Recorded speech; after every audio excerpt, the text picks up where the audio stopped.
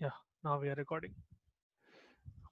So, as I was telling, stimulus will basically make a susceptible person completely block their airway through an inflammatory reaction, so presented in the flowchart.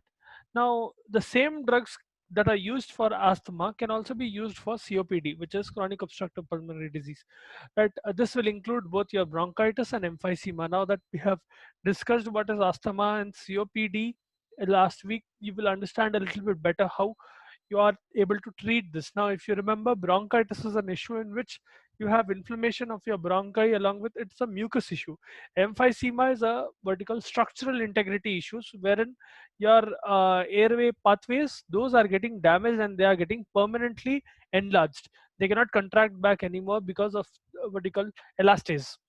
If you remember the mechanism of emphysema, I told you that because of a deficiency in alpha 1 antitrypsin, what will happen is elastase level will increase, leading to what you call permanent damage in airways, leading to what you call basically bulging of your airways.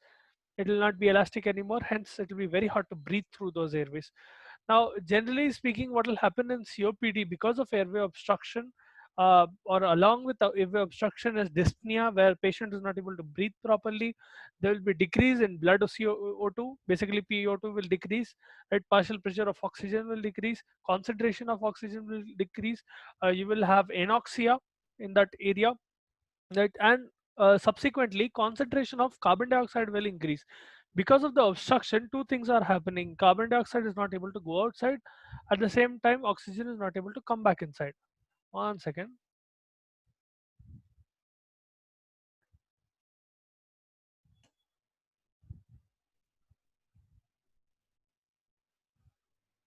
Right.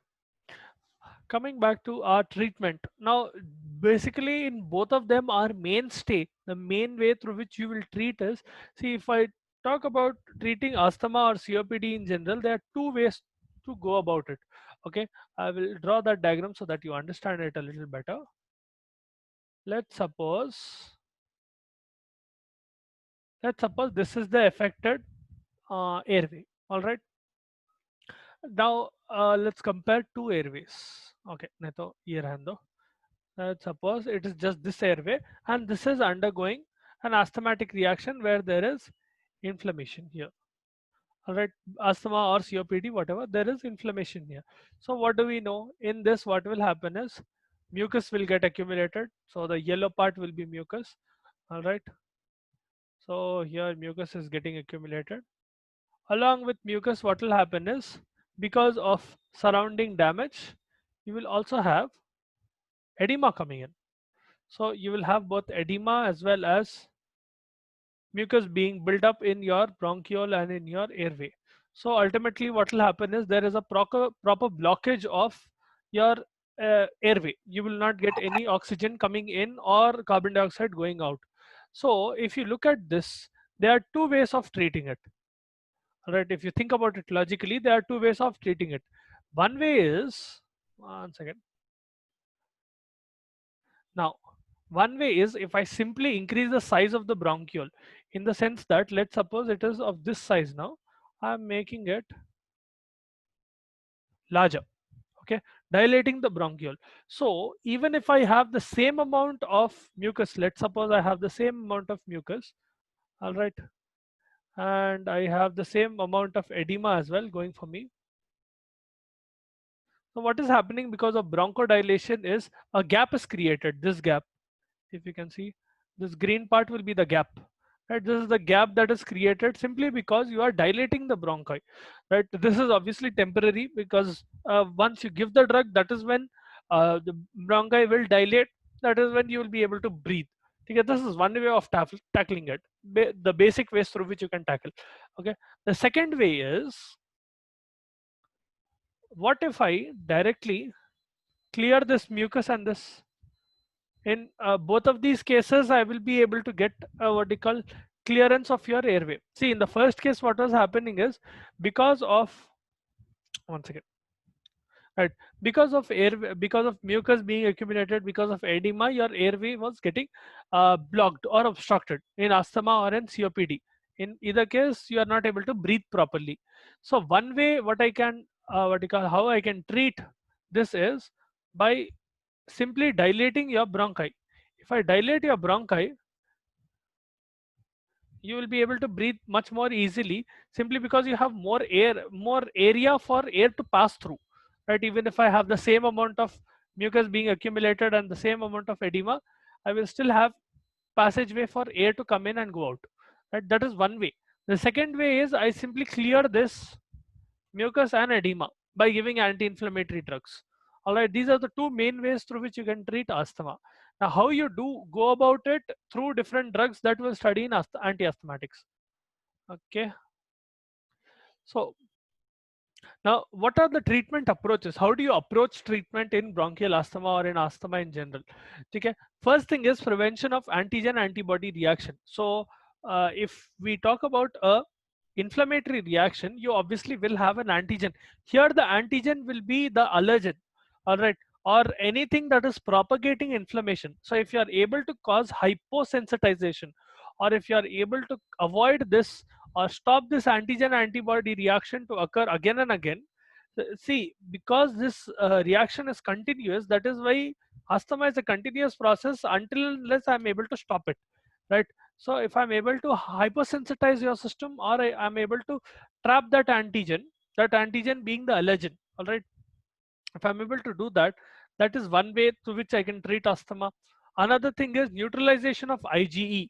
Now you know IgE plays a very important role in the pathophysiology of asthma. We've studied this in pathophysiology, how IgE will cause activation of mast cells. So if I'm able to neutralize IgE itself, that is one way I can treat asthma.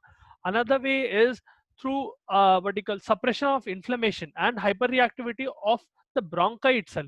So I will specifically try to stop the hyperreactivity of bronchi, meaning I will not have bronchoconstriction.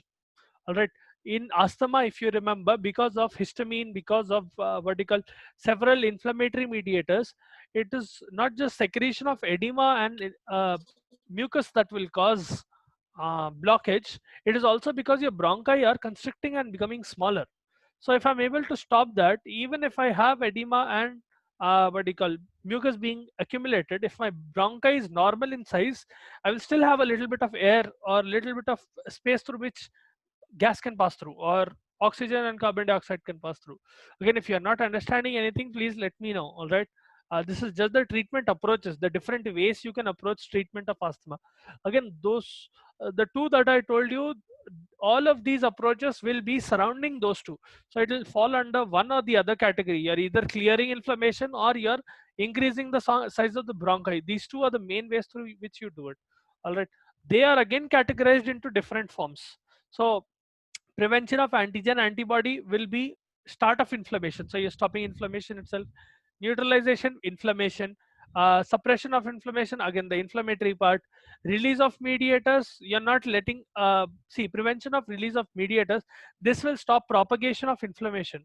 Now if you remember inflammation, the topic which we studied long ago, in that you remember that whenever there is an inflammatory reaction, one cell will release cytokines which will in turn go and act on another cell. Then that cell will in turn release more cytokines and vertical inflammatory mediators which will keep on propagating the reaction.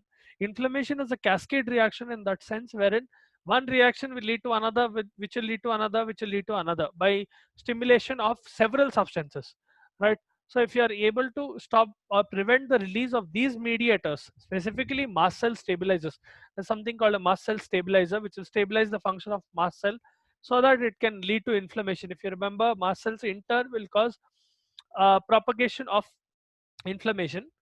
If you are able to prevent this, then you can stop asthma in between.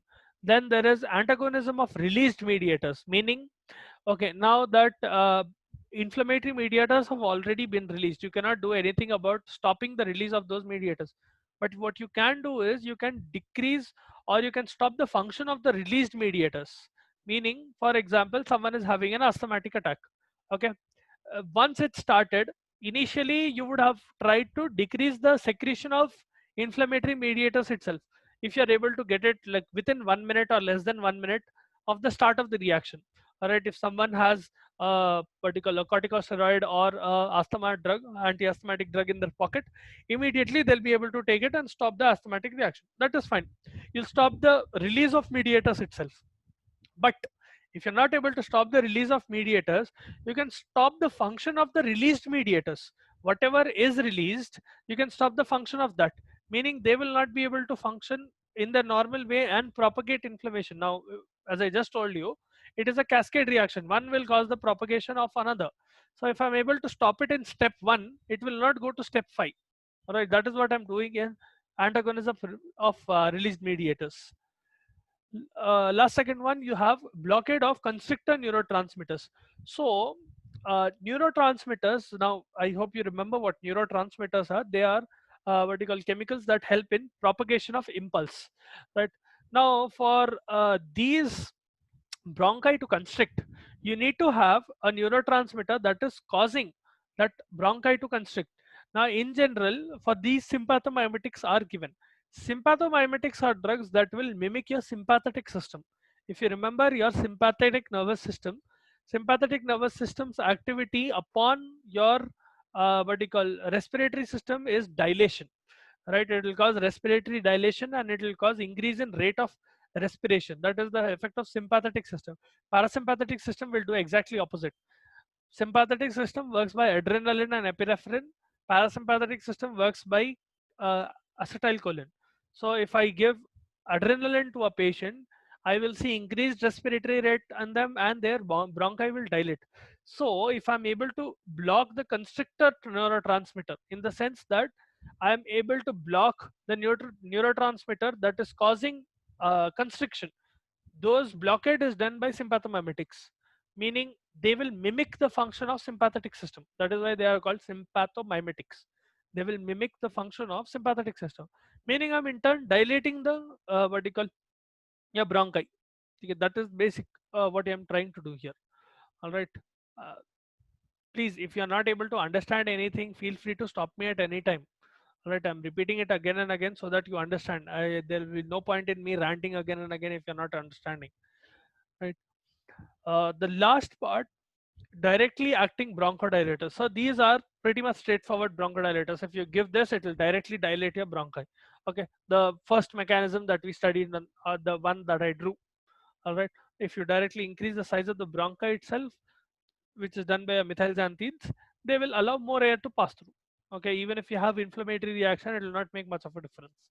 All right, at least the patient will not have chest pain and wheezing and all of that. They'll not have difficulty in breathing, at least temporarily, right, till that inflammatory reaction is decreased. Right? Generally, you will give asthma drugs in combinations. You will not give one or the other type of asthma drug. You will give in combination. So when someone is having an asthma attack, you might give something that will decrease inflammation and something that will dilate bronchi. So both of these are important. Let's suppose someone is having an asthmatic attack. The first job that you want to do is increase bronchi size, right? If you are able to dilate bronchi, even if there is more and more amount of inflammation occurring or edema being accumulated, your bronchi are large enough so that it can let air pass through. So the patient at least will not be wheezing and they will not have problems in breathing. Second thing, this is temporary. Even if you are dilating your bronchi, those bronchi will remain dilated only till what you call the drug has effect. So the second important function that your what you call this thing has to do, your drug has to do, is decrease inflammation. So the second drug that you will give is a form of anti-inflammatory. Okay, you will give that anti-inflammatory in several types. You can either give a mediator antagonist, or here these types, antagonist of released mediators, or you can give a direct anti-inflammatory drug. Several ways, these two are should be there in one drug. Okay, I hope you understood the this one, treatment approaches. If you're not understanding, please feel free to stop me and I'll explain again. Coming to classification now, generally speaking, your classification of mm, your classification of anti-asthmatics will be categorized in 5 main categories. Okay, you will have bronchodilators, leukotriene antagonists, mast cell stabilizers, corticosteroids, and anti-IgE bodies. If you correlate these, all of these will be present here. All right, so they are very logical in that sense, wherein if you want to achieve this, all of these functions, they will be categorized in different parts or in different drugs, Obviously, one drug cannot do everything, so you will have it in different parts. Now, bronchodilators, as the name suggests, will go one by one. See, now if we are talking about bronchodilators first, I hope you can see this. Right. Now, when we are talking about bronchodilators, as the name suggests, we are trying to dilate the bronchi. Right. That is the simplest definition. You are trying to increase the size of the bronchi. How you do that is by three mechanisms. You either stimulate beta 2 agonists, or you give an anticholinergic drug ka action, or you give methylxanthides. Okay, before you understand this, you need to understand what is beta 2 agonist. आप लोगों को adrenergic and cholinergic receptors पढ़ा था क्या मैं कभी?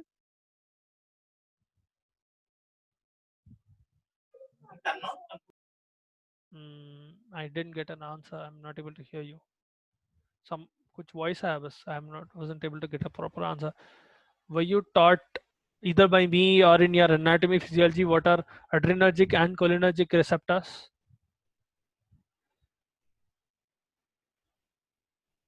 Okay, just in case, I'll assume that you were not. So, one second. Forgot, sir. Forgot. Very nice. ऐसा भूल गया तो कैसा रे? Okay. The basic pretext is adrenergic receptors and cholinergic receptors. Okay, I am hoping that you guys remember what is adrenaline and what is acetylcholine. वो तो याद है ना? Adrenaline and acetylcholine, both of them are neurotransmitters. I hope you remember what is that. I'm not able to see the chat for some Yes, sir. reason. Okay. So now these neurotransmitters, if let's suppose I am my body, when it is going in fight or flight response, is releasing adrenaline. You know this. Whenever someone is afraid or whenever someone is excited, what will happen? Adrenaline is released, right? Now that is flight or fight response that you know already. This adrenaline needs, imagine adrenaline as a key. Okay, imagine these as your enzymes. Your neurotransmitters are also like enzymes. Okay, these enzymes need a very particular lock. Okay, until and unless this key will fit in that particular lock, the function of adrenaline cannot be realized. Okay, I'll repeat once again. Your adrenaline or acetylcholine or any other neurotransmitter, if you see, they are basically like your enzymes. Enzymes upon last year पढ़े थे, where I explained what is the lock and key mechanism. The same way, your adrenaline or your any particular neurotransmitter is like a key. Okay, that key needs a particular lock. Until and unless there is a particular lock, this key will not fit in that lock and it will not open the lock. The same way, adrenaline or acetylcholine will have particular receptors. Only on those receptors this adrenaline and acetylcholine will go and attach. Okay, I hope you guys understood that part. ठीक है, जैसा एक enzyme के लिए एक particular receptor रहता, the same way one neurotransmitter will have a very particular type of receptor. Until and unless that receptor is present, this neurotransmitter cannot perform its function. For example, let's suppose I am giving adrenaline to my respiratory system. All right, generally whenever there is adrenaline or epinephrine being released, or your heart, okay, easier to remember. If I am giving adrenaline to your heart, what will happen to your heart? If I inject a little bit of adrenaline in your heart, what will happen? Something will happen now. What will happen if I give adrenaline in your heart?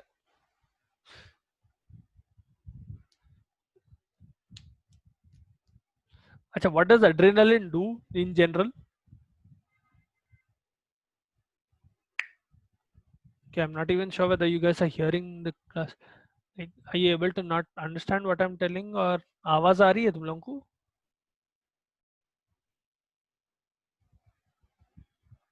What the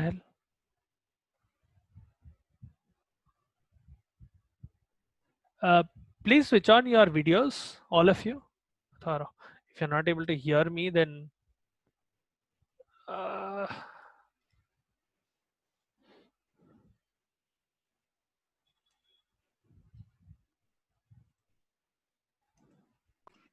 Hello, sir. abho iti der baad reaction. All of you, please switch on your video.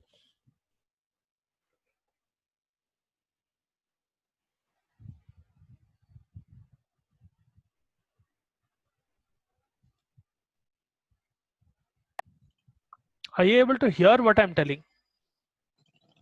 Yes, sir. You can hear what I'm telling. Okay. How many people are there? और Yes, क्या sir. हुआ? कोई को बंद हो गया? Right. If you are able to hear me, then what is the function of adrenaline? Simple question है. What does adrenaline do to your heart? If I'm किधर घूम inject, रहे रे Atul? what will happen? If I'm giving, let's suppose there is one person. Let's suppose I'm taking one small needle with adrenaline and I'm injecting what do you call Atul with that injection. I'm injecting adrenaline in his heart. What will happen to Atul? Ray, if you don't remember that also, what will happen if I give adrenaline to someone? My heart rate will increase, I think, sir. Yes, heart rate increases. Correct. So in general, what will happen is whenever there is adrenaline or adrenergic function on your heart rate, force of contraction and rate of contraction, both of them will increase. Right? You have both force and rate with which your heart will contract. So whenever I'm giving adrenaline, I know that immediately heart rate will increase. Why heart rate will increase is in your heart there are particular receptors pertaining to adrenaline. Okay, there are subtypes in receptors as well. They are adrenergic receptors in the sense that those receptors will respond to adrenaline, right? If they are responding to adrenaline, that is when I will know that the function of adrenaline can be realized or that adrenaline will work. All right, if someone does not have the adrenergic receptor, those are also called adrenoreceptors. If they do not have those adrenoreceptors, even if I inject them with adrenaline, there will be no reaction. All right. Now, the same way as you have those adrenoreceptors are basically the lock of your key. Okay, here your key is adrenaline. So whenever you have adrenaline and you're putting it in a particular cell, or in this case, if you are giving it to your heart, you know that heart rate will increase. How heart rate will increase is through that particular receptor. Until and unless that particular receptor is present, your heart rate will not increase. All right. The same goes for cholinergic system. In adrenergic system, you will have 5 different types of receptors. You have alpha 1, alpha 2, beta 1, beta 2. Beta 3 is not mentioned here. Beta 3 is mainly responsible for lipolysis. It is present in adipose tissue. Beta 1 will be present in your heart, beta 2 will be present in your lungs. Okay, alpha 1, alpha 2 will be present in different locations in your brain and one in your blood vessel. But okay, for now, forget about the locations, just remember the functions of those receptors. These receptors, subtypes of receptors, okay, for example, these subtypes of receptors are like, let's suppose alpha 1 is Vamshi, alpha 2 is Anjali, beta 1 is Anusha, beta 2 is one of you, Maria, and beta 3 is someone else, okay, whoever, one of your classmates, Akshay. Now all of the 5 of them will respond to adrenaline, but in different ways. Okay, they are present in different locations and they are doing different functions.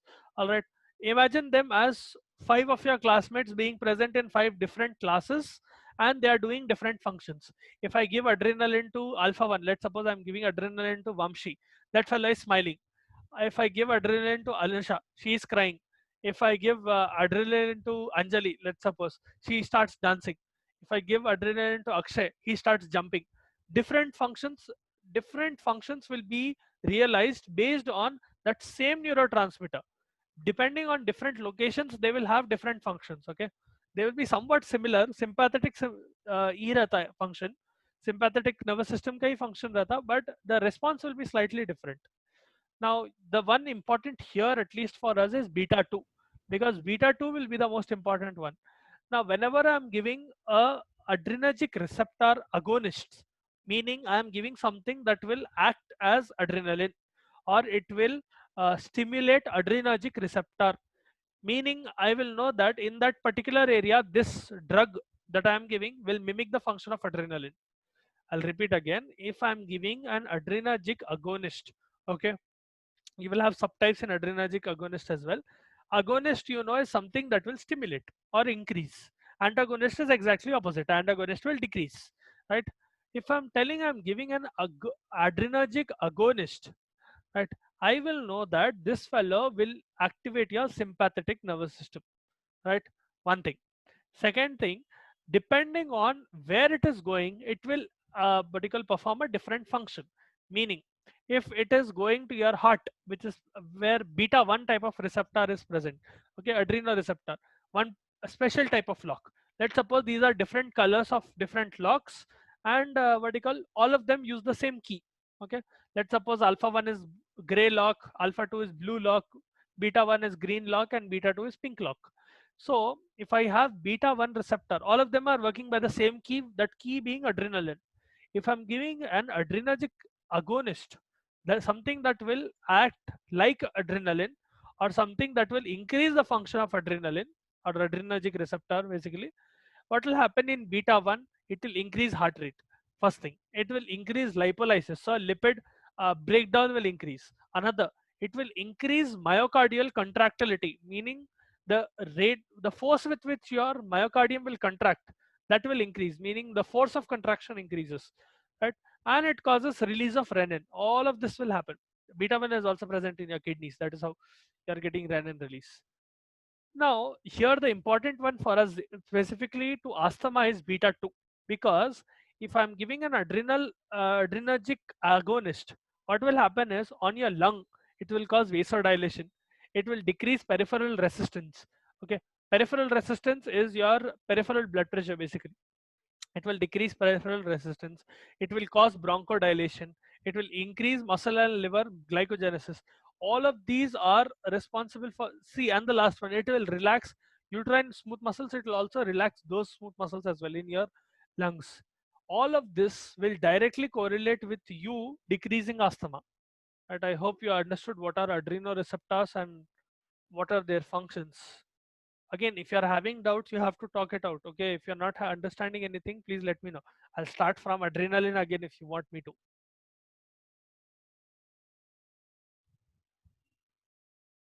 Poonam को पूरा समझ में आ गया?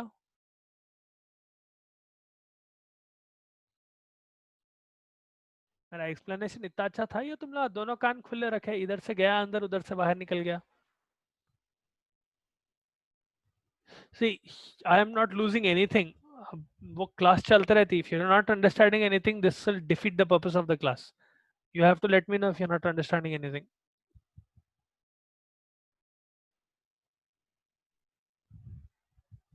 I'm waiting if someone has any doubts.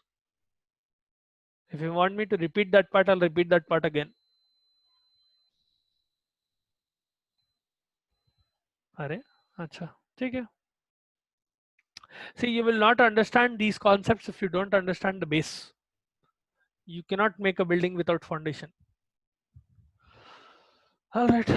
Now coming to bronchodilators, coming back to bronchodilators. Now you know that beta 2 agonists. See, whenever I'm telling beta 2 agonist, it is a very specific type of drug, meaning it will only stimulate beta 2 receptor. You will also have a non-selective adrenergic agonist, meaning it will stimulate all the adrenal receptors. It will stimulate alpha 1, alpha 2, beta 1, beta 2, beta 3. I don't want all of that. I only want beta 2 to be stimulated. So I will only give beta 2 agonists. All right, I hope you are understanding. This is one way through which your bronchi can dilate. You know, bronchi, we just saw. If you are causing beta 2 agonism, or you are causing stimulus of beta 2 receptor, it will directly increase the size of the bronchi. That is one way.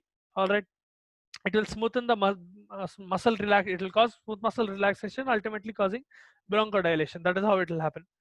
That is one way. Second way, anticholinergic drugs. Now, your vagal nerve that is present, the vagal nerve innervation in your lung, this fellow, what it will do is, if you are giving normal stimulus to your vagal nerve here will be parasympathetic innervation.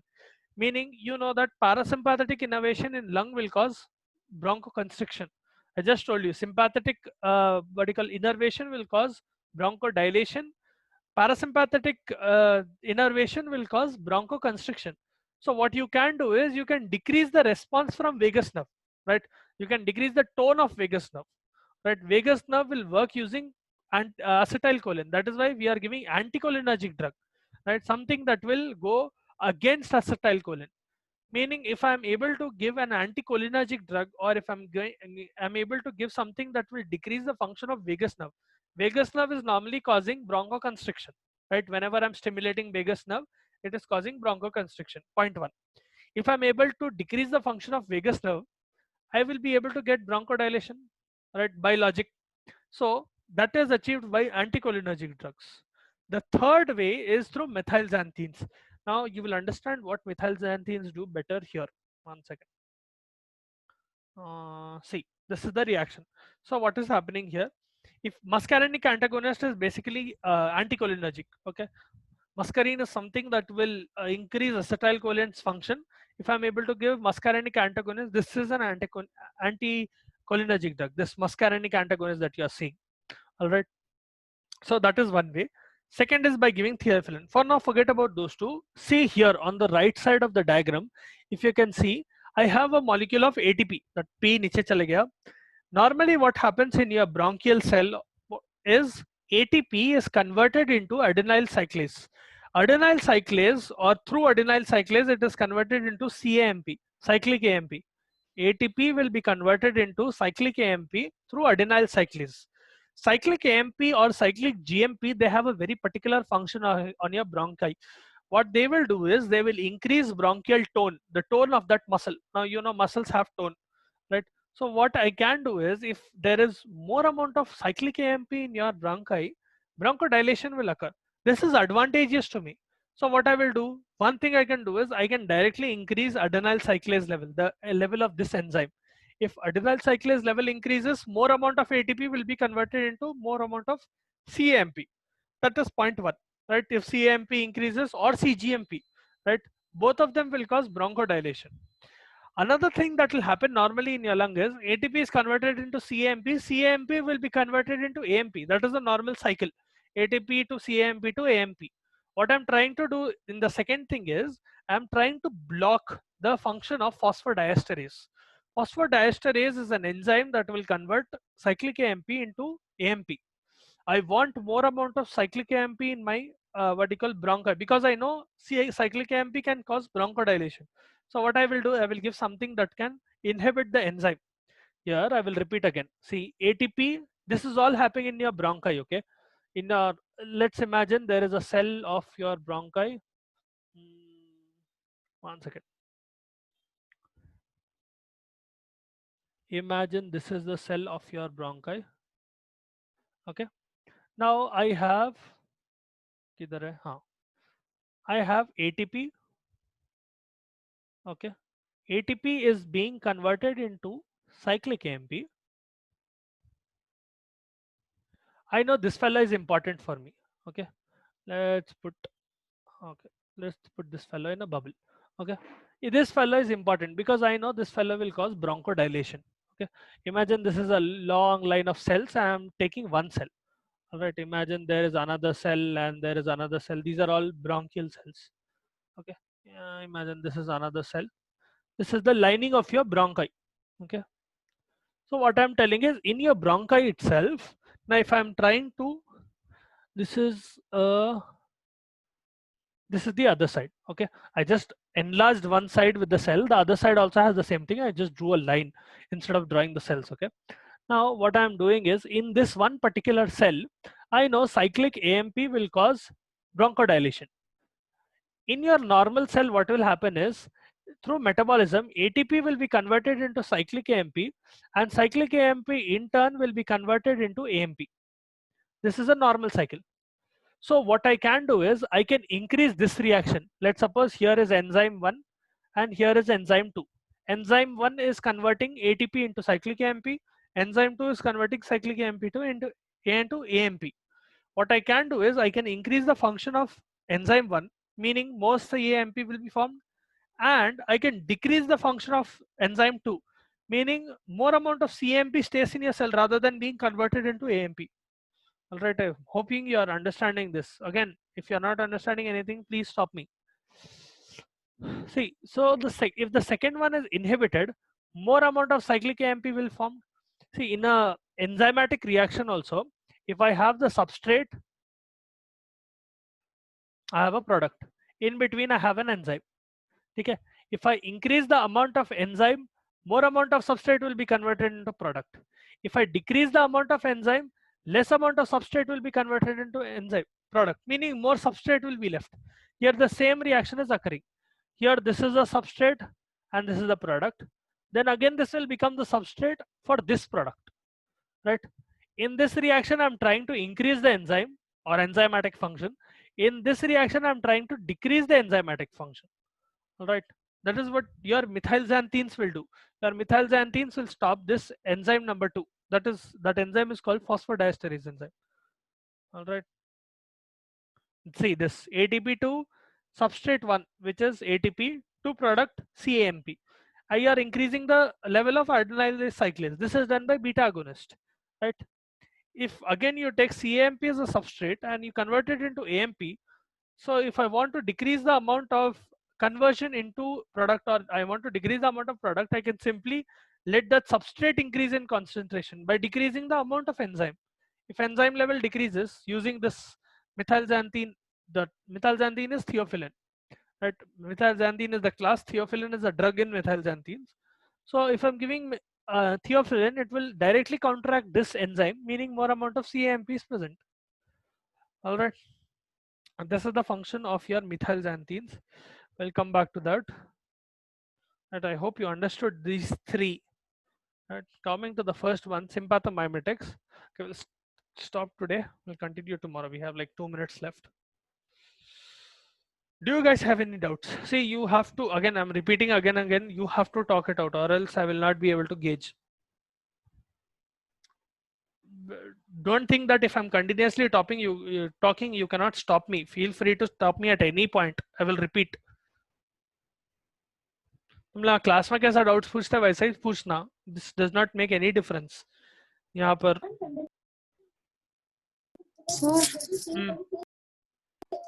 Can you tell again anticholinergics? Anticholinergics. Yes sir. ये part. अच्छा, अब आपका vagus nerve है. You know vagus nerve. I hope you know what is the vagus nerve, right? Your cranial nerve में 10th cranial nerve is your vagus nerve. Normally the innervation of your 10th cranial nerve of your vagus nerve that is going into your lung. Okay, imagine one branch of vagus nerve going into your lung that has a bronchoconstricting effect. Okay, normally if I stimulate that nerve I will have bronchoconstricting effect.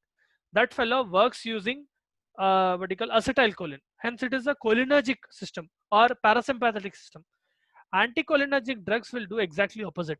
They will stop bronchoconstriction from happening, in turn causing bronchodilation. All right, I hope you understood that. You are basically Yes, sir. decreasing the function of vagus nerve. Okay, stopping the function of vagus nerve. All right. Chalo, see you tomorrow. Thank you sir. No problem.